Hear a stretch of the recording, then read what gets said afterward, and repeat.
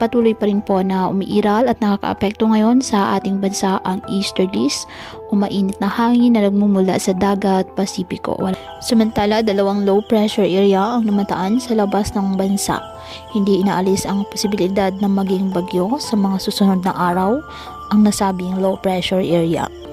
Ang mga nasabing forecast ay posible pa rin po na magbago kaya patuloy lamang na mag-antabay ng iba pa nating weather updates at sa updates ng Pag-asa. Base nga sa pinapakita ng GFS model, isang potensyal na bagyo ang nagbabadyang mabuo sa labas ng Philippine Area of Responsibility sa susunod na linggo at posibleng pumasok sa loob ng ating PAR sa susunod po na weekend. Sa ngayon ay patuloy itong imomonitor dahil tumataas ang posibilidad na maging unang bagyo rin ito ngayong taon. May posibilidad din itong lumapit sa ating bansa at magdadala ng mga pag-ulan.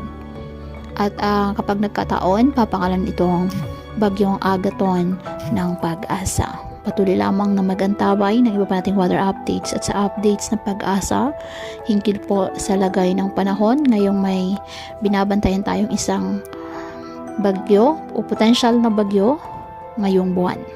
Ngayong araw, asahan pa rin na mainit at malinsang ang panahon sa halos buong bansa, maliban lamang po sa tsansa ng mga localized thunderstorms. Kaya patuloy pa rin po natin na pinag-iingat ang ating mga kababayan sa banta pa rin ng mga posibleng pagbaha at pag-uho ng lupa lalo na kapag may malalakas na ulan, at ugaliin po na magdala palagi ng payong o kahit anong panangga sa ulan. Hindi ka naman po sa init ng araw kapag lalabas ng ating mga tahanan. At yan po muna ang update sa lagay ng panahon ngayong araw. Muli patuloy po tayo na mag-ingat at palaging tandaan, God loves you. Stay safe and God bless.